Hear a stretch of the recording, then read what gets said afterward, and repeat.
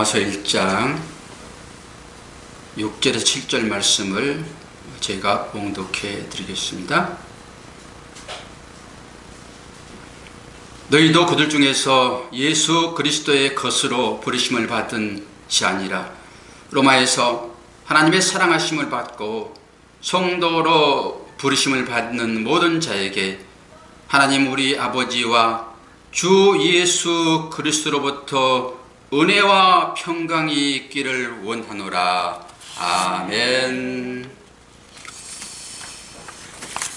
예배 중에 나오신 여러분 축복합니다. 명절들은 잘 보내셨겠지요. 예전과 다르게 올해는 모든 것들이 우리가 생각과는 이제 반대로 되어진다라고 하는 것을 보게 됩니다. 지난주 말씀의 제목을 기억하십니까? 지난주 말씀의 제목이 뭐였었죠? 평안하십니까? 오늘의 말씀의 주제는 정말 평안하십니까? 정말 평안하십니까? 매일 물어야 될 그런 내용인 것 같습니다.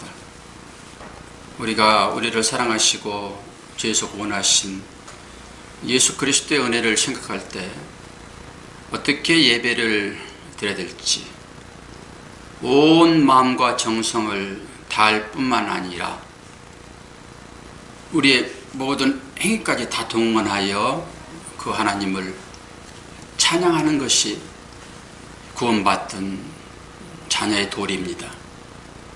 예배가 그런 거잖아요. 예배라고 하는 것은 산제사로 하나님께 나가는 것이니까 기도와 찬양과 설교와 예물과 이 모든 것을 다 동원하여 하나님 기뻐하시는 그 일을 하는 거잖아요. 그래서 온 교회들이 딱 틀을 정해놓고 그렇게 나아가는 것 아닙니까? 성가대가 있다 하게 되면 성가대의 아름다운 찬양을 통해서 하나님 기뻐 영광 받으시고 또 하나님 주시는 그 내려주신 그 은혜로 우리가 또 다시 한번 기뻐함을 입는 그런 시간이 예배 시간 아닙니까? 우리는 성가대가 조직이 안 되어 있어서 특송 시간을 정해놓고 계속 특송으로 하나님께 나아가는데 그것마저 스톱됐잖아요.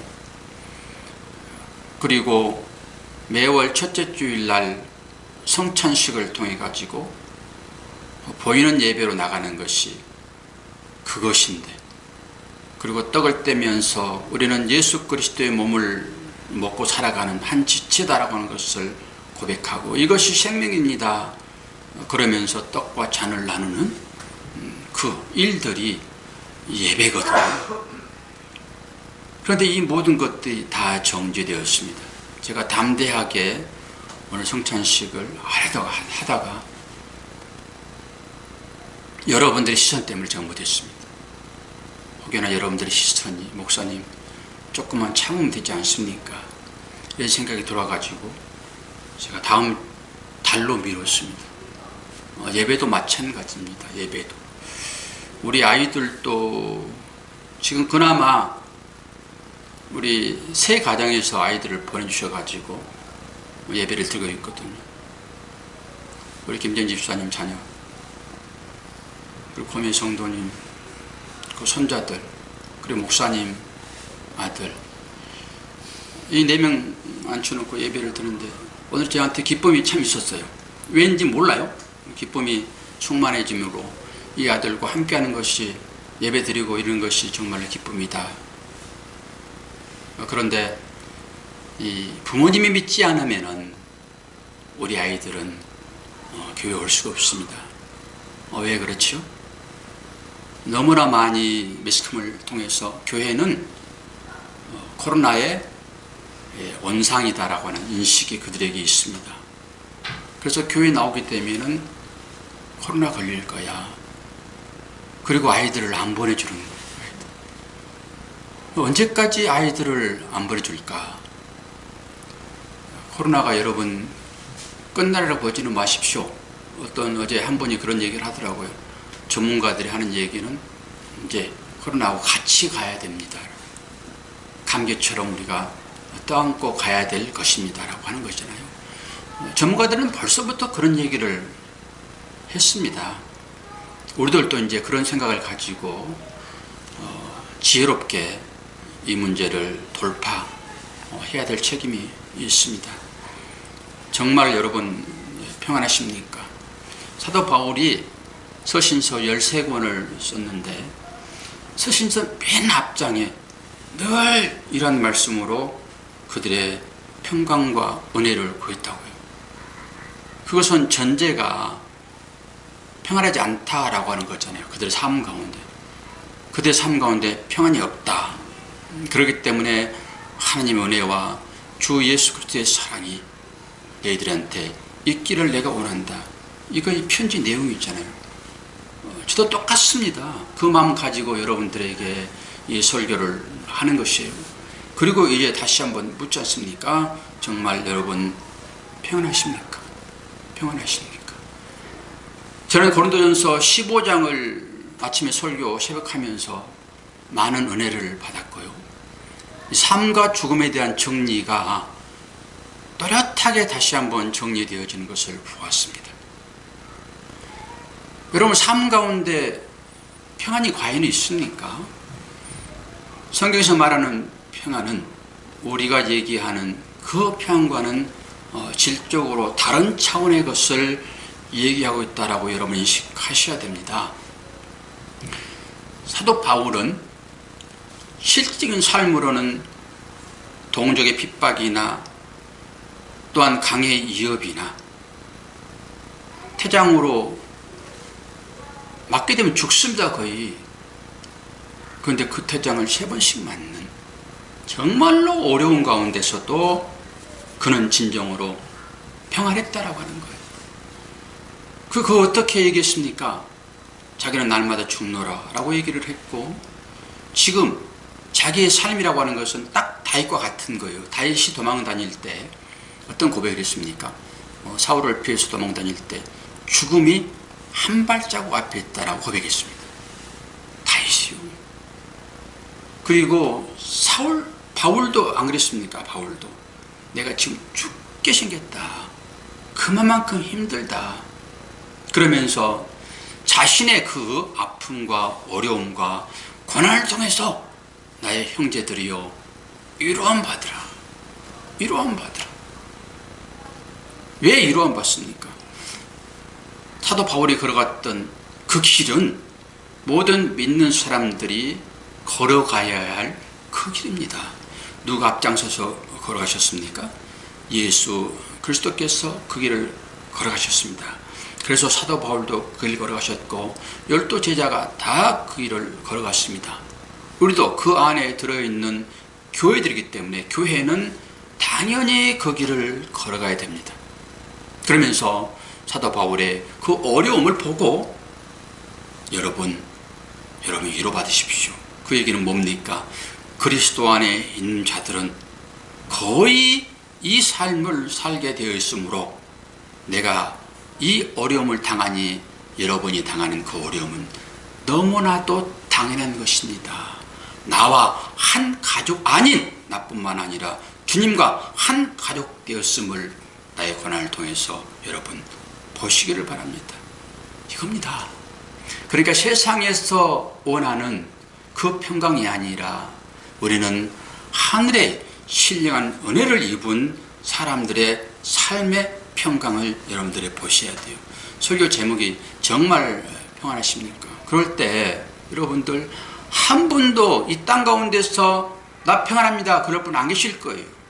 그럼에도 불구하고 이 설교를 잘 듣고 평안이 뭔지 알게 된다 하게 되면 예수 그리스도께서 부활하여 도망가 있는 두려움을 떨고 있는 그들에게 찾아와서 너희에게 평안이 있을지어다 라고 하는 그 평안이 우리한테 있다 하게 되면 설교 끝나고 나서 여러분이 어떤 환경 가운데 있을지라도 여러분 정말 평안하십니까? 그럴 때 여러분 아멘 하실 수 있어야 돼요.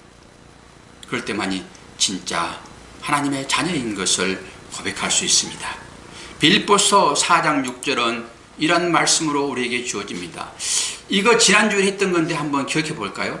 이 기쁨과 슬픔, 평안과 환난, 웃음과 눈물, 삶과 죽음, 선과 빛과 어둠, 낮과 밤, 빛과 그림자. 이것이 둘이 아니라 하나라는 것입니다.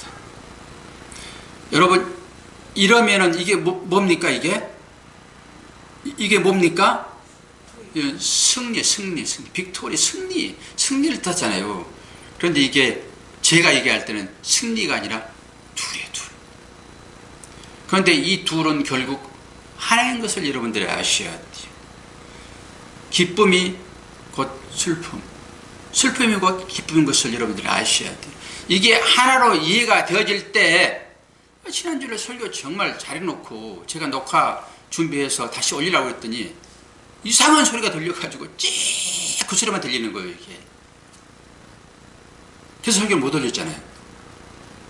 그 설교 듣게 되면은 이거 다시 얘기할 필요가 없는데, 여러분들이 이것을 하나로 볼 수 있어야지만이 이 땅 가운데 모든 것을 감사로 받아들일 수가 있어요. 그리고 그걸 통해서 우리는 하나님의 사랑을 진하게 알 수 있는 것입니다.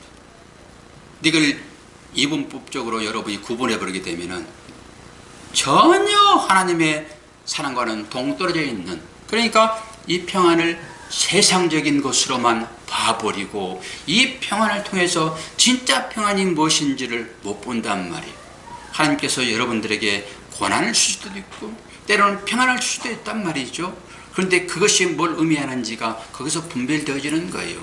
평안이라고 하는 것은 진짜 평안이 무엇인지를 깨닫도록 하기 위해 여러분들에게 평안을 주신 것이죠. 단순한 평안이 아닙니다.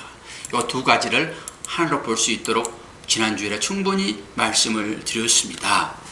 빌립보서 4장 6절에서 7절 말씀을 보시기를 바랍니다. 아무것도 염려하지 말고 오직 모든 일에 기도와 간구로 너희 구할 것을 감사함으로 하나님께 아뢰라. 그리하면 모든 지각에 뛰어난 하나님의 평강이 그리스도 예수 안에서 너의 마음과 생각을 지키리라.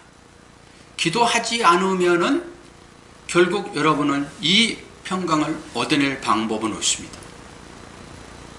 우리 아이들과 공부하고 있는데 기도를 6가지로 지금 배우고 있거든요. 오늘은 아브라함의 기도, 그건 중보의 기도입니다. 아브라함이 조카 룻을 살리기 위하여 중보자로 나서거든요. 하나님께서 그 아브라함의 기도를 기억했다라고 성경은 얘기하고 있습니다. 롯을 살리는 것은 엄청난 죄 가운데 들어가 있잖아요, 롯이라는 사람이. 그러나 아브라함의 기도를 들으시고 하나님은 롯을 살려낸다고요. 우리 아이들에게 너희들 지금 아브라함의 기도를 통해 가지고 어떤 한 사람이 살아났는데 너희들의 마음 가운데 너희들이 기도하게 되면은 꼭 살아내야 할 한 사람을 기억해라. 그때 아이들이 다 기억했어요. 하나님이도 생각한대요. 제가 안 물어봤습니다. 하은이도 생각해요. 시우미는 생각이 안 난대. 그래서 기억해라. 그래서 기억했대. 그래서 함께 기도했습니다. 함께. 중보 기도라는 것은 그런 능력이 나타납니다. 여러분들이 기도하게 되면은, 중보자의 심정으로 기도하게 되면은 우리가 여기서 기도할 때 거기서 역사가 일어납니다. 그러면서 그와 나는 하나로 연결되었다라고 하는 것을 그것으로 증명합니다. 그래서 하나님께서 우리들에게 기도를 요구하시는 거예요. 그래서 너희들 예수를 위하여 기도한 사람, 그때 두 사람이 손을 들어요. 두 사람. 기도는 우리들이 하나로 연결되어 있다라고 하는 것을 경험하게 하시는 것입니다. 하나님 백성들 따라오는 걸 보십시오. 기도하게 되면은 뭐라고 합니까? 예수 그리스도 안에서 너희의 마음과 생각을 지킨다라고 하는 거예요. 누가요? 하나님의 평강이. 하나님의 평강이, 모든 지각에 뛰어난 하나님의 평강이 누구 안에서? 예수 그리스도 안에서 너의 마음과 생각을 지킨다라고 하는 것이죠. 우리 기도하게 되면은 환경이 바뀌어지는 것으로 생각하는데 하나님은 때로 환경을 바꾸시려 하십니다. 서론진즉 나으리라 라고 하실 때 서론짓게 되면 나음이 있을 수 있습니다. 그러나 오히려 우리는 그런 것보다는 기도할 때 뛰어난 하나님의 평강이 그리스도 예수 안에서 우리의 마음과 생각을 지킨다고 하는 것입니다. 그러면 환경은 변하지 않을지라도 우리의 마음을 지키시는 그 하나님께서 환경이 아무것도 아닌 것을 경험하게 하십니다. 여러분, 그런 경험 다 있잖아요. 환경을 바뀌도록만 기도하는 것은 이방 사람들이 기도하는 거예요. 이 환경을 통해서 우리는 하나님께서 우리의 마음과 생각을 지킨다라고 하는 것입니다. 민수기서 6장 25절 26절 여러분 성경을 찾으시기 바랍니다. 제가 지난 주일날 이 말씀을 찾아놨는데 아침에 주어지는 말씀이 여기가 붙여서 말씀이 있어요. 민수기 6장 25절을 찾으시기를 바랍니다.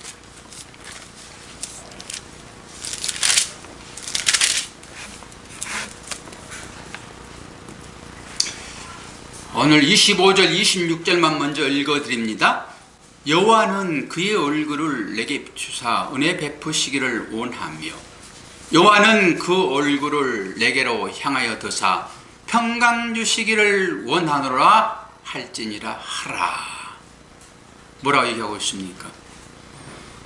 예수 하나님의 평강, 위에 빌립보서 말씀 보십시오. 하나님의 평강이 예수 그리스도 안에 있습니다. 그 여호와의 얼굴이 누구를 향하여 드십니까? 하나님의 자녀들을 향하여 드시는데 뭘 주시기 위하여? 평강을 주시기 위하여. 평강을 주시기 위하여. 그런데 오늘 제가 27절까지 말씀을 22절부터 27절까지 말씀을 읽어드리면서 다시 한번 해석을 하고자 합니다.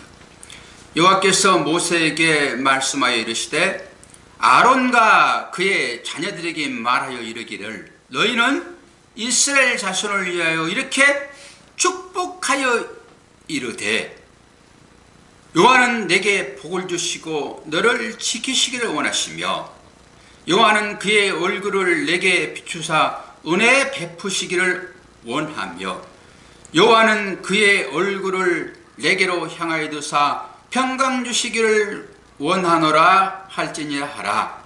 그들은 이같이 내 이름으로 이스라엘 자손에게 축복할지니 내가 그들에게 복을 주리라. 이게 제사장에게 주어지는 권세입니다. 이 권세, 이 권위를 가지고 목사는 마지막에 하나님의 사랑하는 성도들을 향하여서 축도하는 것입니다. 이거 보십시오. 22절 여호와께서 모세에게 말씀하여 이르시되, 모세는 하나님의 종이잖아요. 직접 하나님과 대면하여 하나님의 말씀을 받은 자 아닙니까? 그 받은 자가 지금 누구에게 이 얘기를 하라고 하고 있습니까? 아론과 그의 아들들에게요. 아론과 그의 아들들에게. 이 사람들이 누구입니까? 제사장들이에요.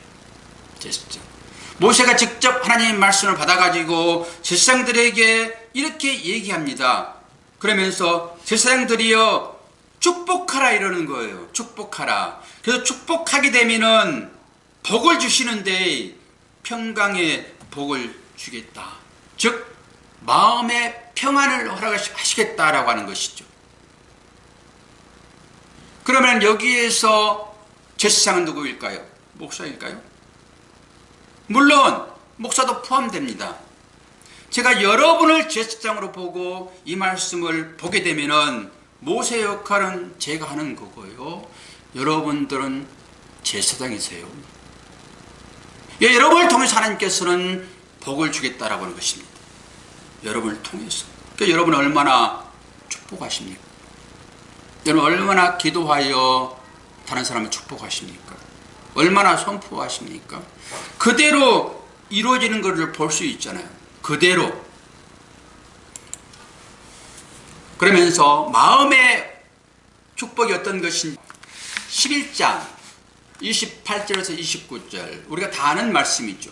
수고하고 무거운 짐진 자들아 다 내게로 오라. 내가 너희를 쉬게 하리라.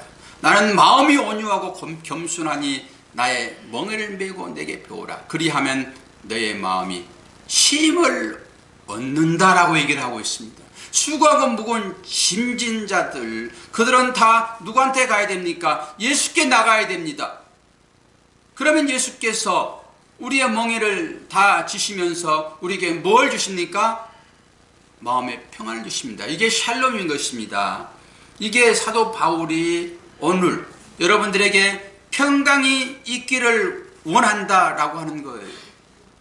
이것을 우리는 선포해야 됩니다. 여러분, 제사장들이 여러분 선포하는 거잖아요. 오늘은 제가 말씀 준비하면서 복음이 선명해지는, 정오의 빛같이 너무 선명해지는 것을 봅니다. 여러분도 언젠가는 이 복음의 빛이 여러분들에게 생명의 빛이 되어 여러분들을 언약의 자손으로 세울 것입니다. 이런 말 자체가 여러분들에게는 잘 알아듣지 못한 소리일 수는 있어요. 예수님께서 십자가에 달려 들어가실 때 예수님과 헤롯이 그런 얘기를 하잖아요. 헤롯이 그렇죠. 진리가 무엇이냐. 여러분, 진리가 무엇입니까? 여러분, 진리를 알지 못하고 하나님을 알 수 없습니다. 진리가 무엇입니까? 성경이 뭘 말하고 있습니까? 진리가 무엇인지를 알아야지만이 여러분 구원에 이룰 수 있단 말이죠. 너무 우리는 추상적으로 믿으면 다 되는 거지, 예수 이름 부르면 다 되는 거지. 천만의 말씀입니다. 진리가 뭔지를 알지 못하게 되면 여러분 구원은 없습니다. 진리가 뭐라고 했습니까? 저 말을 못했네. 진리가 뭐라고 했습니까? 예수 그리스도요. 성경을 통해서 진리를 분별하지 못하게 되면 여러분 구원은 없다고요. 성경을 통해서 예수 그리스도가 누군지를 알지 못한다 하게 되면 여러분 뭘로 구원받겠습니까? 예수 그리스도를 알지 못해가지고 여러분 구원이 어디 있어요? 예수 그리스도는 진리인 거예요. 말씀을 통해 가지고 여러분 진리를 보셔야지만이 그분 앞에 고백하지 않겠습니까? 말씀을 통해 가지고 나를 알고 예수를 알고 하나님을 알지 못하게 되면은 여러분 꽝이에요. 그냥 종교 생활을 하다가 여러분 그걸로 끝나버리고 만들라고 하는 것입니다. 그래서 진리는 너무나도 중요해요. 그래서 진리에 대한 얘기를 그렇게 얘기를 하고 있는 거예요. 여러분들에게는 그 진리라고 하는 그 인식이 파편처럼 지금 널려 있어요. 파편처럼. 이제는 여러분들이 그 파편처럼 널려 있는 것을 그림으로 맞추셔야 돼요. 마지막에 화령 정점을 여러분 찍으셔야 한다고. 예수 그리스도의 눈 찍으셔야 돼요. 이래야 그림이 완성되는 거예요. 여러분은 전부 다 코끼리를 만져보는 것을 가지고 이것은 다리야, 이것은 코야, 이것은 턱이야, 이렇게 안 되는 거예요. 이제는 코끼리를 여러분들이 그림으로 그리셔야 돼요. 이 말씀을 통해 가지고 예수 그리스도를 볼 수 있어야 돼요. 예수 그리스도가 분별되어진 자만이 내가 누구인가를 알 수 있다고요. 내가 누구인가? 나는 예수의 은혜가 아니면은 도저히 구원받을 수 없는 사람입니다라고 고백해야지만이 주께서 제사 제물이 되어 그를 대신 죽는 거예요. 나는 의인이에요, 나는 죄 없어요 라고 하게 되면은 여러분 예수께서 죽을 수가 없어요. 제물 될 수가 없다고요. 그래서 말씀을 통하여 진리가 인식됐다라고 하는 그 사실들은 예수가 죄인된 나를 위하여 죽으셨습니다라고 깨달아지는 거라고요. 그런 자만이 고백할 수 있어요. 나는 죄인입니다. 그래서 하나님의 임재하심이 없어서는 절대 고백할 수 없다고요. 여러분, 제사장은요 아론의 후예들이라고 얘기를 하고 있잖아요. 지금 그들에겐 축복권이 있다고요. 축복권이. 지금 단에 쉬운 이 목사만이 아니라 여러분 모두가 다 축복권이 주어진 제사장들이에요. 왜 목사 앞에서만 고개를 숙이십니까? 여러분 제사장 됐다라고 얘기를 하고 있는데 여러분이 이제는 그 권세를 가지고 자기들을 축복하고 믿지 않는 자들을 위하여 기도해야 되잖아요. 중보자로. 말씀으로 확인합니다. 베드로전서 2장을 보겠습니다. 여러분 누구신지를 아셔야 돼요. 나를 알아야죠 구원이 있다니까요.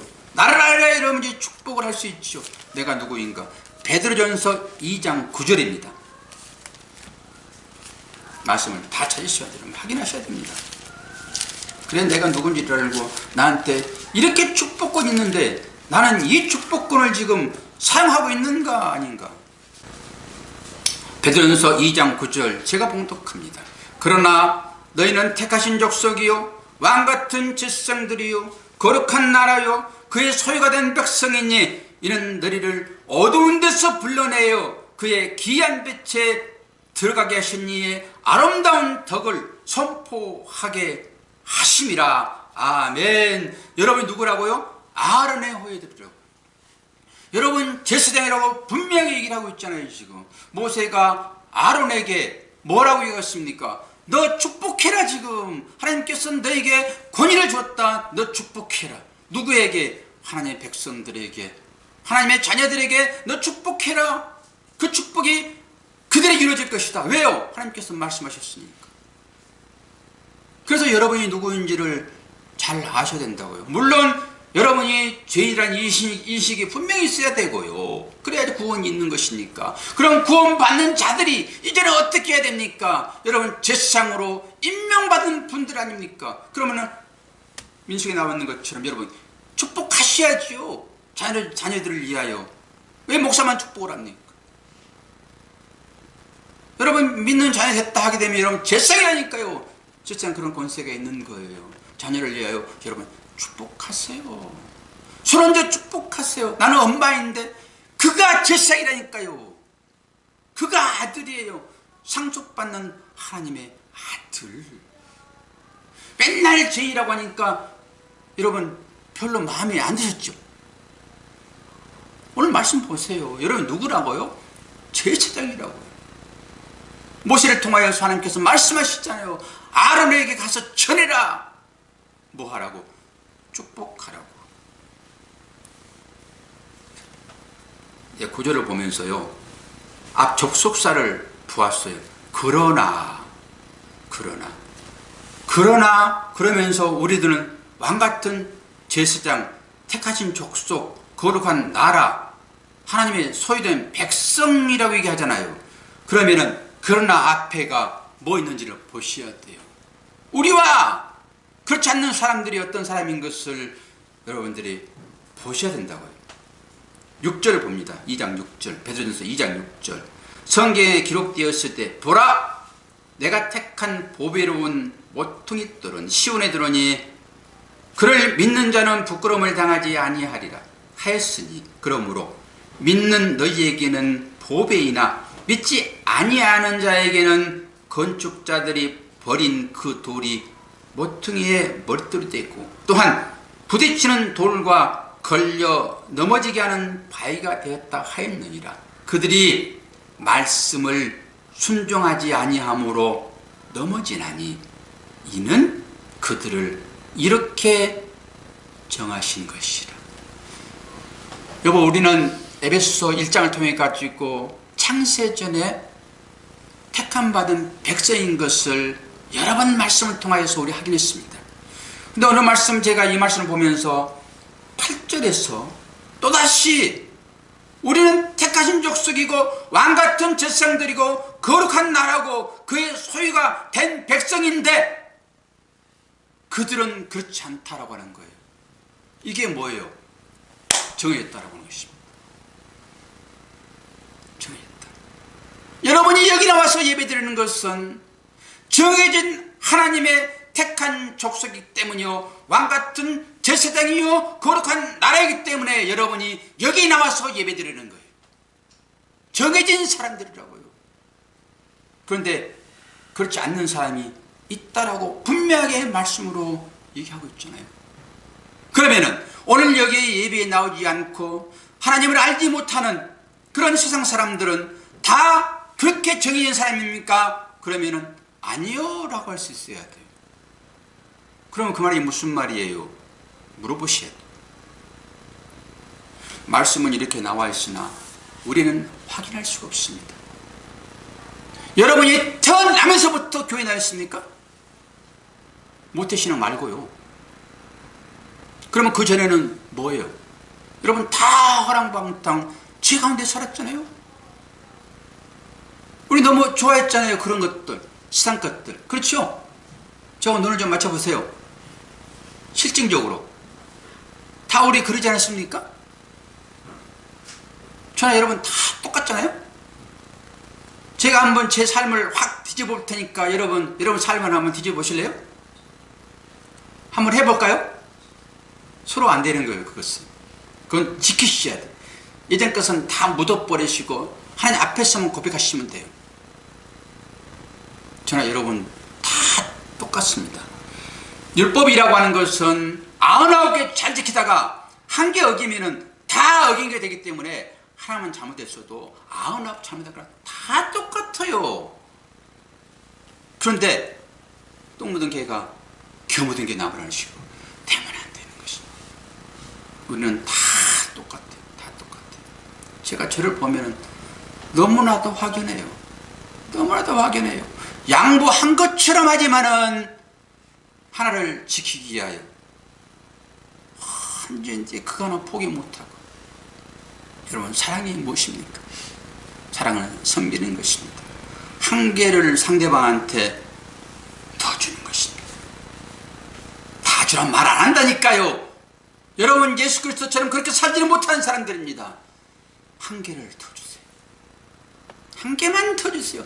제발 한 개만 더 주세요. 그거 가지고 쏘지 마시고. 그 한계 때문에 나는 그 아래 수하로 들어가는 것입니다. 그 한계 때문에. 한계가 곧 열인 거예요. 한계가죠. 여러분 양보하십시오. 이렇게 우리는 하나님의 제사장들 되었다. 여러분 이제 선포하셔야 돼요. 뭐 하기 위하여요? 하나님의 덕을, 아름다운 덕을 선포하게 하려고요. 하나님의 아름다운 덕이 무엇이겠습니까? 여러분 뭘 선포하셨습니까? 여러분 잘남이요? 이렇게 했더니 세상적으로 내가 이렇게 잘 되었더라 이거요? 그건 하나님께서 주시는 것입니다. 여러분 제가 자꾸 여러분을 부인하라고 그러고 자꾸 죽으라고 그러고 그러니까 여러분 되게 힘들지만은 하나님께서 여러분 그렇게만 여러분의 삶을 몰고 가십니까? 여러분들의 세상에 주는 평안이 전혀 없습니까? 기쁨이 없습니까? 오히려 훨씬 더 크게 많다니까요. 고난은 훨씬 적을 수 있어요. 그럼 하나님께서 왜 여러분들에게 세상적인 평안을 주시냐고요. 오늘 정말 평안하십니까? 이런 진짜 세상이 줄 수 있는 그 평안 여러분 하나님께서 주신다니까요. 그럼 왜 그 평안을 여러분들에게 주어요? 하나님의 평안은 그게 아닌데 왜 그것을 하나님께서 여러분들에게 주시냐고요. 여러분은 죽음을 알 수 없듯이 참 평안은 뭔지 잘 몰라요. 그렇기 때문에 이 세상의 평안을 줘보는 거예요. 그리고 이것이 평안이다 얘기하지 않고 이 안에 감춰져 있는 참 평안을 너희들이 알아야지라고 평안을 주신다니까요. 그러니까 평안이 필요해요. 여러분 맨날 고난하면서 보십시오. 하늘나라에 가겠습니까? 우리 믿음은 거기까지 올라가지 못합니다. 제가 말씀을 드렸죠? 우리 인생은 한 시간에 한 시간. 한 시간이 우리의 일생입니다, 여러분. 하루가 일생일 수 있고요. 한 시간이 일생일 수 있어요. 여러분, 한 시간 일하고 한 5분씩 쉬잖아요. 왜 일하는 사람 담배 피는지 아세요? 쉬려고 피는 거예요. 담배가 먹고 싶어 피지만은 그때 쉬는 거예요. 막 일하는 사람들이 힘드니까.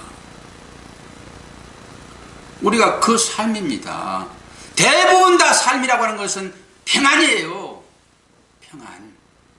차원이 있을 수 있겠지만은 다 평안인데 그 시간에 잠시 여러분들에게 주어지는 정말로 힘든 일들이 찾아오잖아요. 그때 뭐 하라고요? 그때 훈련받으라고. 그때 훈련받으라고. 우리한테 평안이라고 하는 것은 잠시 그 시간이에요. 그 시간. 그러니까 대부분의 삶이라고 하는 것은 평안이 없어요. 여러분들이 이런 것을 실제적으로 느끼지 못한다고 하게 되면 성경과는 다른 삶을 살고 있는 것입니다. 진짜로 큰 어려움을 찾아보세요. 무릎이 바로 꿇어진다니까요. 바로 무릎이 꿇어져요. 오직 주님만을 찾게 되어 있어요. 왜 우리가 평화를 누리지 못하는가? 하나님께서 왜 이스라엘 백성들에게 찾아오셔가지고 평안도 말씀하시고 때로는 징계를 하시는가? 징계를 여러분 우리를 상속자로 만들기 위한 아들에게 징계가 없으면은 그건 사생자라고 얘기하잖아요. 우리에게는 그런 징계가 필수적으로 따라오게 되어 있다니까요. 그걸 통해서만 아버지가 누군지를 알 수 있어요. 여러분 생각해 보십시오. 이런 마음 가운데 하나님보다 더 어떤 좋은 것이 여러분 하나씩 있을 것입니다. 나는 하나님 외에 더 좋은 거 없어요. 한번 5번만 생각해 보세요. 하나님보다 더 좋은 것이 없는지.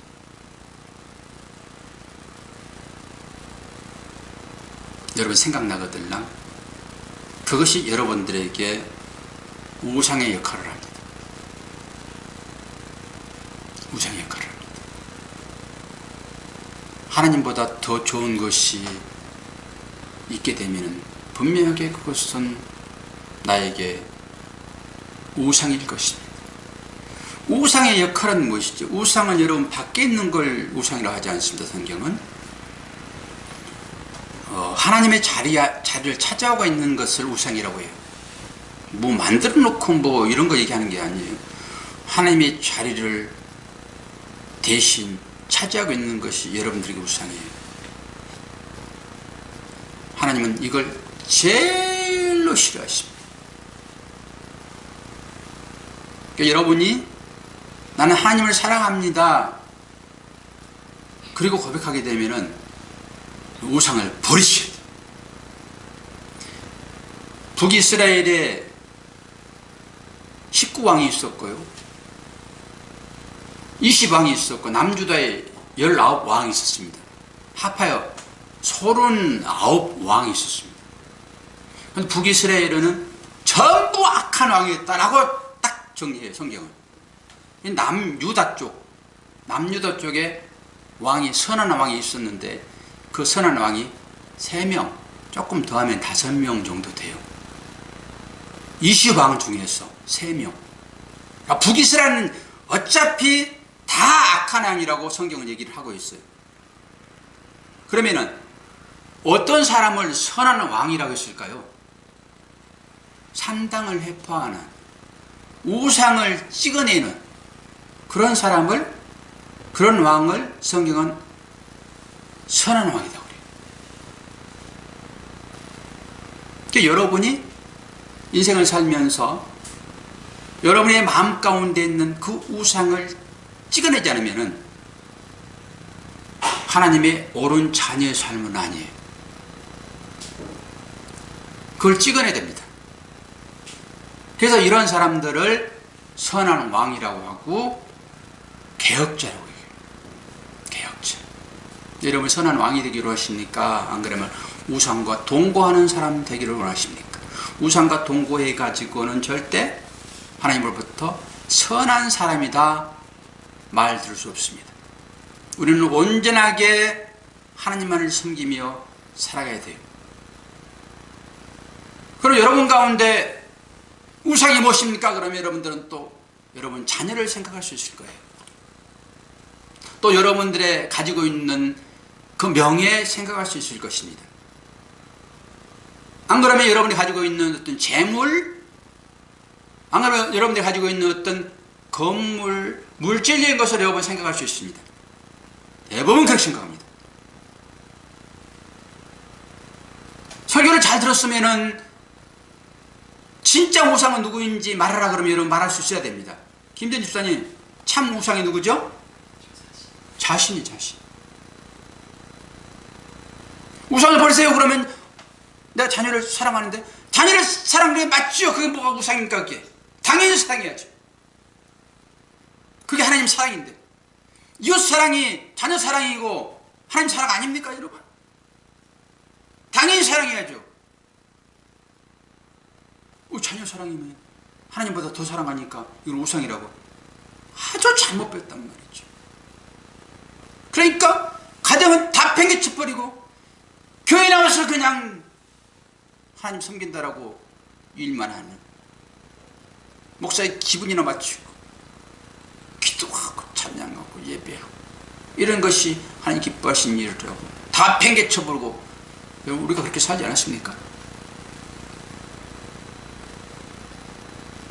그럼 우상을 버려라라고 하는, 구약에 나와 있는 그 선한 왕들이라고 하는 그 사람들이 진짜 우상을 찍어버렸잖아요. 산당을 지었잖아요.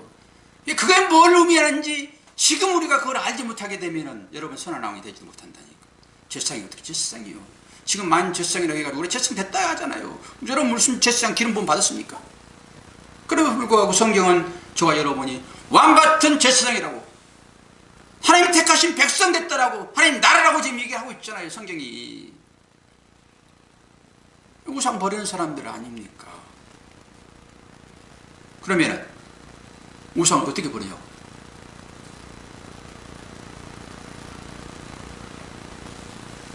그게 누가복음 5장 9장 23절이요 사도바울이 날마다 죽노라라고 하는 거예요. 죽음이 뭔지를 안다 하게 되면 날마다 죽을 수 있는 것입니다. 여러분, 죽음이 뭔지를 알게 되면 날마다 죽는 거예요. 이 몸뚱아리를 얘기하는 게 아니잖아요. 몸뚱아리를 어떻게 날마다 죽습니까? 사도바울이 이거 얘기하는 게 아니잖아요.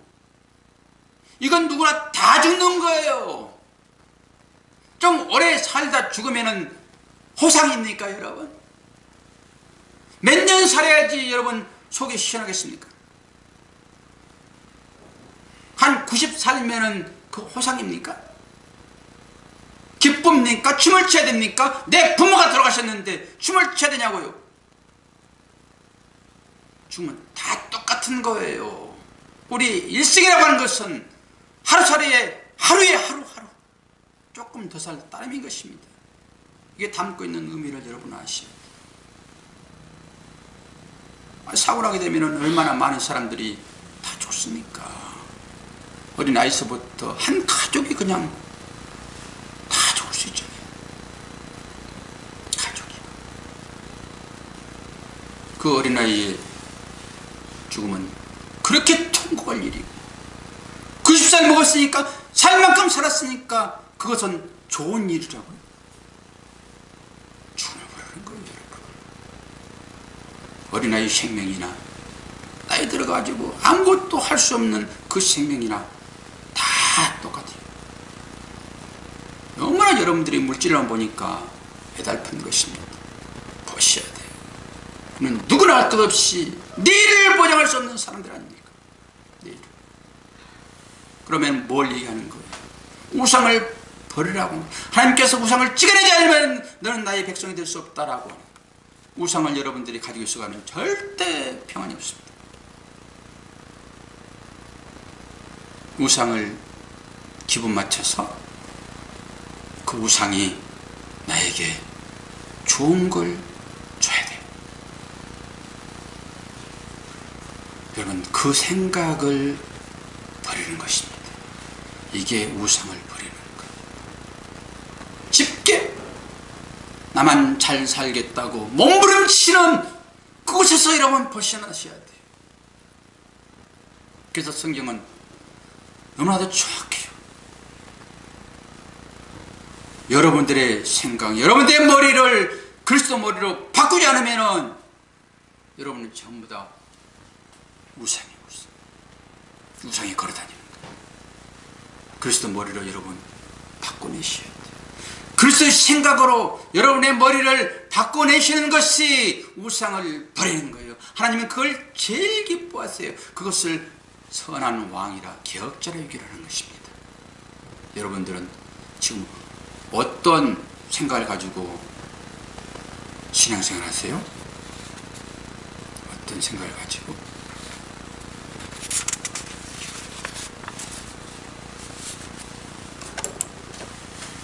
로마서 5장 1절을 봅니다. 그러므로 우리가 믿음으로 옳다심 얻었은즉 우리 주 예수 그리스도로 말미암아 하나님으로 더불어 화평을 누리자.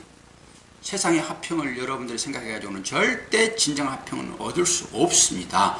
하나님과 화평을 여러분 누리셔야 돼요. 그래야 진짜 화평이 되는 것입니다. 근데 우리는 화평을 하면 이 땅의 화평으로만 생각하니까 절대 화평은 주어지지 않아요. 관계를 회복하십시오. 하나님과 관계를 회복하게 되면 화평이 찾아오게 되어 있습니다. 어떨 때 여러분 하나님과 관계가 이루어집니까? 이 세상의 평안으로 관계가 하나님과 이루어집니까? 천만의 말씀입니다. 하나님과 화평을 이루려 하게 되면은 여러분들이 자신을 철저하게 부인하는 자리로 돼가지 않으면은 화평은 없습니다. 거기서 항복할 때만 나는 아무것도 할 수 없습니다. 하나님, 나 좀 제발 살려주세요. 이런 지경에 처하지 않으면은 절대 화평은 없습니다. 제게 당하는 이 고난이 여러분들에게 메시지를 주고 있는 것을 여러분 아셔야 돼요.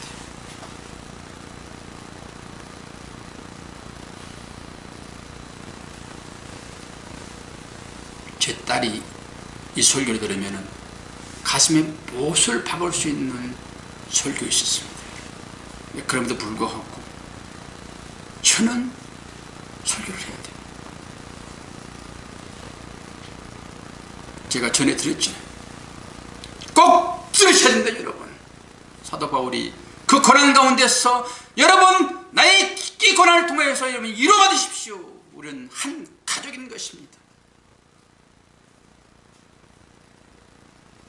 그 아이가 무슨 죄를 지었길래 여러분 고난을 겪고 있습니까? 예수님이 무슨 죄를 지었기 때문에 여러분 십자가를 지셔야 됩니까?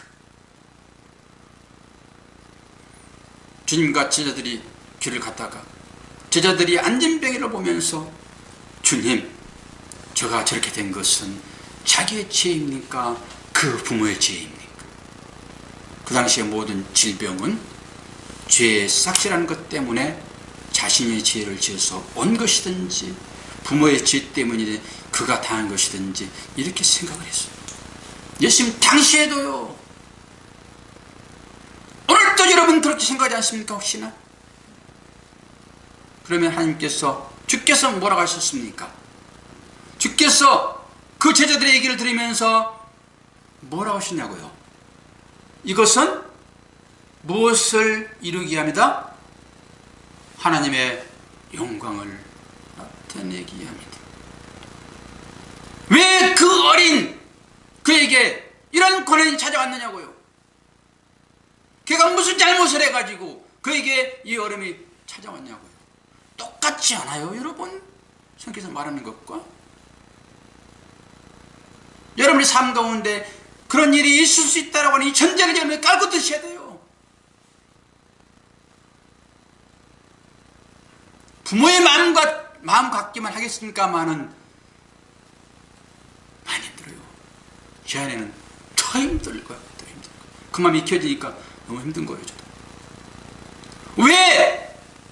아니 뭔가 조금 잘못이라도 하고 그러면은 야, 너 벌 받았네. 뭐 언제요? 그런 얘기 하지 마세요, 여러분. 언제 때문에 다 죽는다고요? 언제 때문에 그가 시험 받습니까? 언제 때문에 그가 고난 받습니까?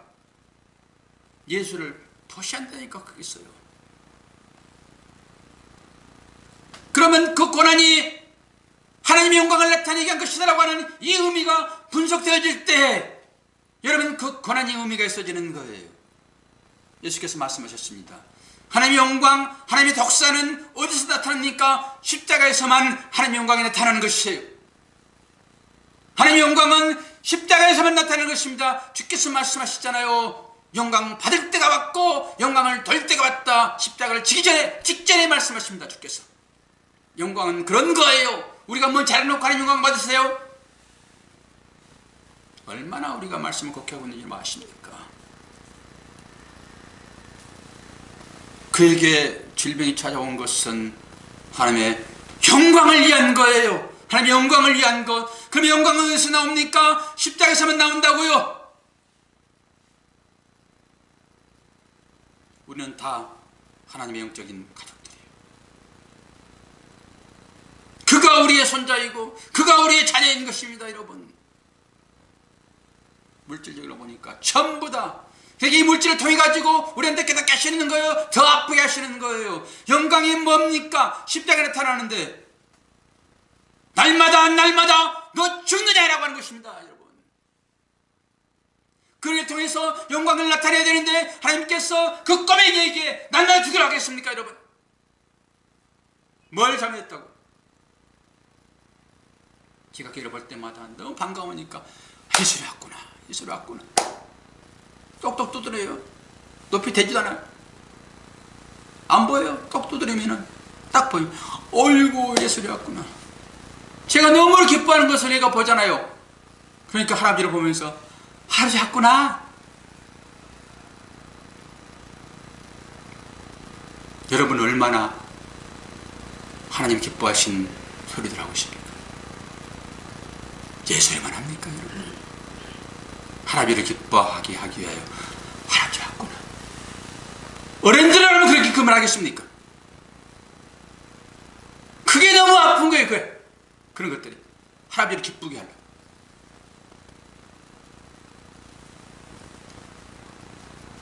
영광은 십자가에서 드러나는 것이에요. 그러면은 그 얘기가 무슨 고백을 하겠냐고요. 그럼 누가 그런 고백해야지 하나님 영광이 드러나겠습니까?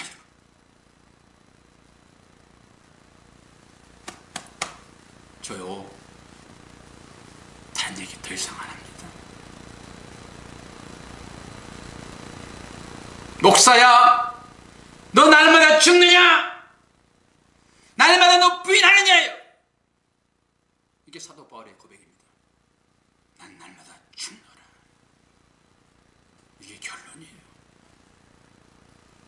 이렇게 죽게 되면 내 생각이 바뀌는 것이고 예수 그리스도가 머리 됐어. 이제는 내 인생을 책임지고 주께서 인도하는 것입니다. 이게 언약인 것이고 이게 십자가 스타우로스예요.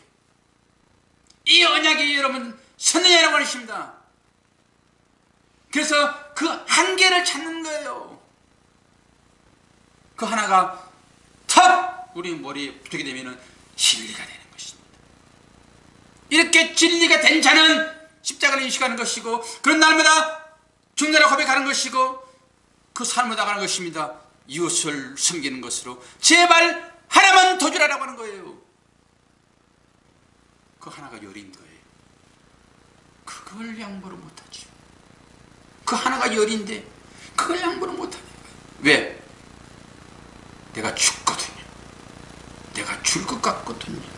내가 필요할 때 마음대로 못 살 것 같거든요. 그거 하나 줘버리면 누군가에 의해서 간섭받게 되는 거거든요.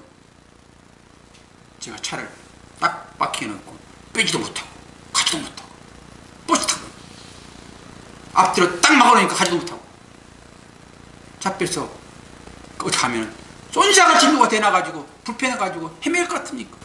그러니까 이 말씀이 들어오고 믿음이 들어오게 되면은 제가 몸부림치는 거예요. 나도 안 되는데 설교는 해야 되잖아요.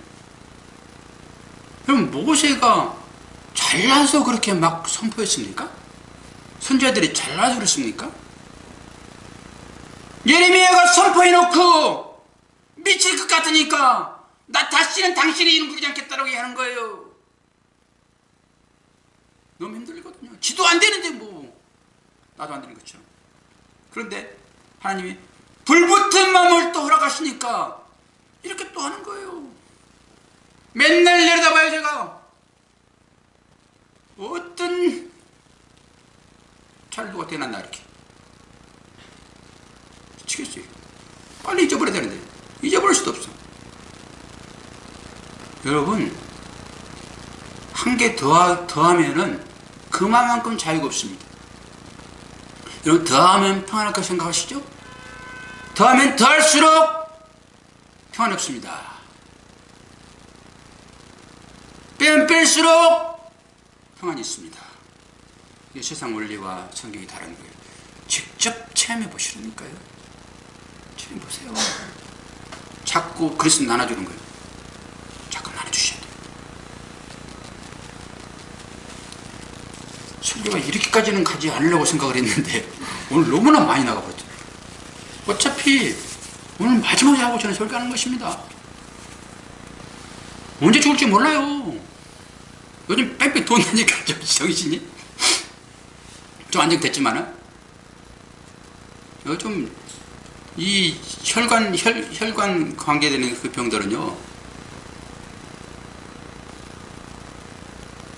쉽게 죽더라고요. 미안합니다. 여러분 오래 사셔야 되는데 이 목사에게 이런 것이 주는 것은 여러분 경고하는 거예요. 모처럼 허클베필도 오고 했는데 좀 편하게 설교하고 해야 되는데 막 해버려가지고 좀 미안하긴 한데 뭐 할 수 없어요.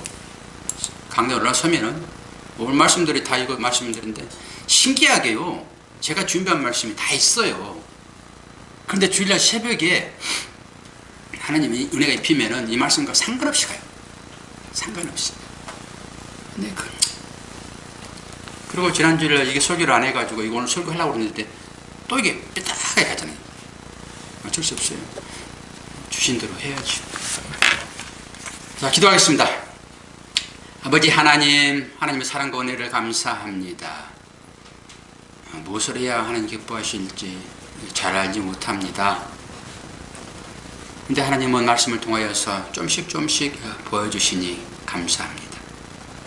하나님께서 제일 싫어하시는 우상이 바로 나라는 것을 인식할 때만 내가 부인되어지고 이제 내가 나를 인도하는 것이 아니라 주께서 인도하시는 하나님 나라가 우리 가운데 임할 것을 믿습니다.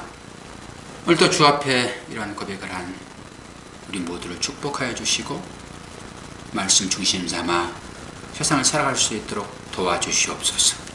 예수 그리스도 이름으로 기도하옵나이다. 아멘. 400장